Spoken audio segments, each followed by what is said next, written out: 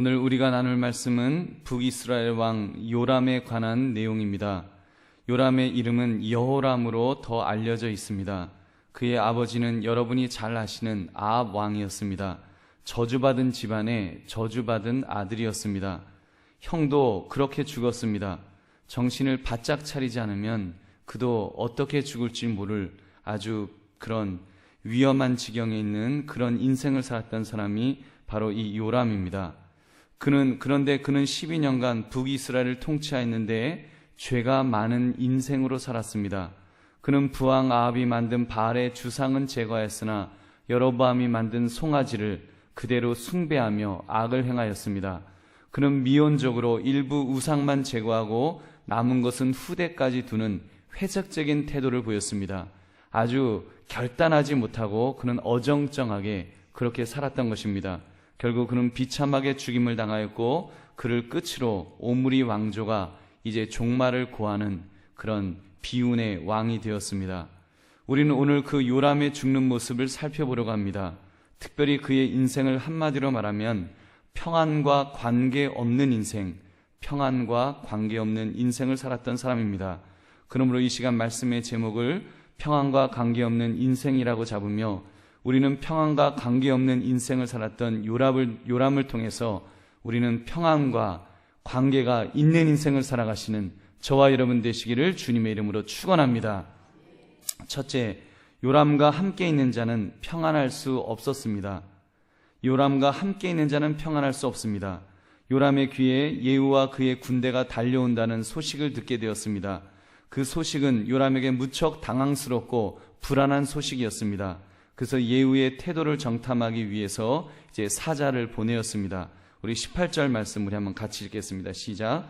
한 사람이 말을 타고 가서 만나 이르되 왕의 말씀이 평안하냐 하시더이다 하매 예후가 이르되 평안이 내게 상관이 있느냐 내 뒤로 물러나라 하니라. 파수꾼이 전하여 이르되 사자가 그들에게 갔으나 돌아오지 아니하나이다 하는지라. 아멘. 요람 왕이 지금 사자를 보내어서 평안하냐고 물으라 그랬습니다. 여기서 말하는 평안은 지금 예후가 그 감행했던 그 전쟁 상황이 지금 좋으냐 평안하냐 이런 질문을 이제 한 것입니다. 그런데 이렇게 지금 그런 질문을 하려고 그 평안을 물었는데 지금 이 사자가 가서 예후를 만나서 평안합니까? 라고 질문을 했더니 예후는 그 사자들에게 이렇게 말했습니다. 평안이 너에게 무슨 상관이 있느냐? 내 뒤로 물러나라. 이렇게 대답을 합니다. 구약 성경에는 내 뒤로 돌이키라. 이렇게 번역되어 있었습니다. 이 말은 너가 평안하든 말든 내가 평안하든 말든 그것이 너에게 무슨 관계가 있느냐? 너의 할 일은 요람을 배신하고 빨리 내 편으로 둬라. 내 편에 서라. 이런 말을 했습니다. 그러자 그 사자가 잭소리도 못하고 예후를 따라서 이제 발랑군의 편에 가담을 하는 것입니다. 여러분 이렇게 하기를 2번이나 반복되었습니다. 얼마나 안타까운 일입니까? 여러분 사실 요람은 어떤 사람이었습니까? 요람은 북이스라엘의 왕입니다. 여러분 한 나라의 왕이었습니다. 엄밀히 말하면 하나님께서 세우신 정치적으로 쓰임받고자 하는 하나님의 종이었습니다. 한마디로 하나님의 사람이라고 해도 과언이 아닌 그런 사람이었습니다. 그런데 지금 이 요람의 신세가 어떻게 되어 있습니까? 요람과 함께 했던 파수꾼들이 요람과 함께 있어서는 평안할 수가 없었습니다. 요람과 함께 했다가는 목이 달아나게 되어 있었습니다. 평안을 빌 수도 평안할 수도 없는 상태입니다. 왜 이렇게 되었을까요? 왜 요람이 이렇게 되었을까요? 그가 범죄하였기 때문입니다. 이미 그에게서 하나님의 영광이 떠나버렸기 때문에 그와 함께하는 자는 평안할 수가 없었던 것입니다. 사랑하는 성도님들, 우리 자신들을 돌아봅시다. 지금 과연 나의 형편과 처지는 어떠한 중에 있는지요? 여러분 누군가가 나와 있는 것을 꺼려하고 인상 찡그리고 힘들어하고 긴장하고 화를 내고 심지어 재수가 없다라고 말을 만약에 한다면 어떻게 되겠습니까? 여러분 우리는 어떤 사람이라고 성경이 말씀합니까? 저와 여러분은 복의 뭐라고요? 복의 근원인 사람들인 줄로 믿습니다. 어떻게 그럴 수 있을까요? 생각해 보십시오. 우리는 믿음의 자녀들입니다. 즉 아브라함의 자녀라는 말입니다. 하나님께서 그 아브라함에게 너는 믿음의 복의 근원이다라는 약속을 주셨습니다. 창세기 12장 2절 3절 말씀, 내가 너로 큰 민족을 이루고 내게 복을 주어 내 이름을 창대하게 하리니 너는 복이 될지라. 너를 축복하는 자에게는 내가 복을 내리고 너를 저주하는 자에게는 내가 저주하리니 땅의 모든 족속이 너로 말미암아 복을 얻을 것이라 하신지라. 아멘. 여러분, 우리는 복의 근원이 되는 약속을 이미 받았습니다. 우리 믿음의 조상 아브라함이 그것을 받았습니다. 우리 믿음 있는 사람들, 믿음의 자녀들은 그 믿음의 조상을 영적으로 우리의 조상으로 모셨기 때문에 우리 역시도 그런 복의 근원이 되는 그런 신분이 된 줄로 믿습니다. 여러분, 얼마나 멋진 것입니까? 누군가 나와 있으면 평안해야 합니다. 누군가 나와 있으면 복을 받아야 합니다. 모든 사람들이 나는 아무개와 있으면 행복합니다. 아무개가 있으면 왠지 마음이 평안해집니다. 누군가와 있으면 왠지 웃음이 나옵니다. 이런 말을 들을 수 있는 저와 여러분 되시기를 주님의 이름으로 축원합니다. 여러분, 저와 여러분은 정말 그런 사람이 됩시다. 우리 주님 앞에 범죄하는 자가 아니라 주님 앞에서 주님의 뜻대로 살아가심으로 우리는 어떤 사람 앞에서라도 그냥 아무개와만 있으면 그냥 좋다, 행복하다, 이런 칭찬을 드리며 살아가시는 저와 여러분 되시기를 다시 한번 주님의 이름으로 축원합니다. 두 번째, 요람 자신도 평안을 물을 자격이 없었습니다. 요람 자신도 평안을 물을 자격이 없었습니다. 파발마를 통해 긴급한 소식들이 전해져 옵니다. 예후가 말을 모는 모습이 미친 사람처럼 거칠게 빠르게 달려온다는 소식을 듣게 되었습니다. 그러자 요람이 병거를 준비하라고 명령을 합니다. 내가 직접 만나봐야 되겠다. 그리고는 부상당한 몸을 이끌고 직접 예후를 맞이하러 갔습니다. 요람이 예후를 보고 인사를 했습니다. 22절 말씀입니다. 우리 한번 같이 읽겠습니다. 시작. 요람이 예후를 보고 이르되 예후야 평안하냐 하니 대답하되 내 어머니 이세벨의 음행과 술수가 이렇게 많으니 어찌 평안이 있으랴 하더라. 아멘. 요람은 지금 전선의 소식을 물은 거라 그랬습니다. 전방의 그 상황이 어떠하냐, 평안하냐, 이런 질문을 한 것입니다. 그러자 예후가 아주 거친 말을 하였습니다. 너의 어머니 이세벨의 음행과 술수가 이렇게 많은데 이 나라에 평안이 있겠느냐고, 당신 입에서 평안이란 말이 나올 수 있겠느냐고, 이 나라가 왜 이렇게 고통받고 있는데 바로 당신 어머니 그 이세벨 때문에, 지금 이세벨이 살아있었습니다. 이세벨 때문에 지금 이 나라가 이렇게 고통 속에 있다 하면서 그 소리를 한 것입니다. 한마디로 너는 평안을 물을 자격이 없다라고 그렇게 말한 것입니다. 사랑하는 성도님들, 만약 우리 자신이 죄악 속에 있다면 어떻게 우리가 다른 분들에게 평안을 물을 수가 있겠습니까? 우리 역시도 그 평안을 못 물을 것입니다. 영적으로 보면 나의 죄악으로 인하여 하나님의 진노하심이 거의 임박해져 있는데 우리가 무슨 감히 다른 사람에게 평안하시냐고 물을 수가 있겠느냐는 말입니다. 당장 저주받기도 바쁜 상황이 된다는 말입니다. 그렇게 볼 때 우리 자신을 돌아봅시다. 우리는 영적으로 깨어 있어야 합니다. 내가 저지르고 있는 죄악이 없는지, 그 죄를 반복하고 있지는 않는지, 여러분, 우리는 우리 자신들을 돌아봐야 할 줄로 믿습니다. 여러분, 죄악도 너무 늦으면 안 됩니다. 이미 기울어버린 후에는 후회하여도 소용이 없다는 말입니다.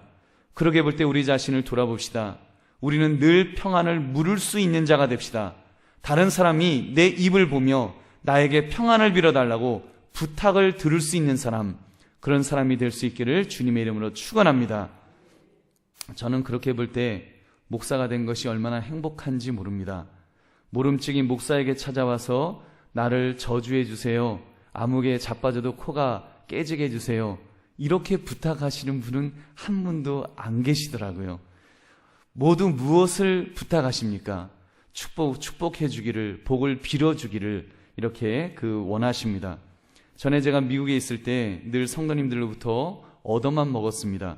그때는 경제적으로 지금보다 더 어려웠기 때문에 대접할래야 대접할 수도 없었습니다. 제가 너무 미안해하니까 어느 권사님이 이렇게 이야기를 해주셨습니다. 목사님은 축복 기도를 잘해 주시는 것이 그게 대접하는 겁니다 그러시더라고요. 그래서 제가 속으로 아멘하고 그 이로 자부심을 가지고 삽니다. 아까도 어느 성도님이 제게 이야기를 하자고 하시면서 이렇게 맛있는 저녁을 대접해 주셨습니다.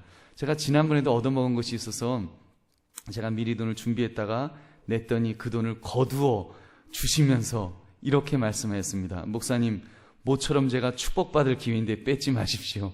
그래서 제가 감사합니다. 그리고 열심히 이제 기도해야지 이렇게 또 마음에 다짐을 했습니다.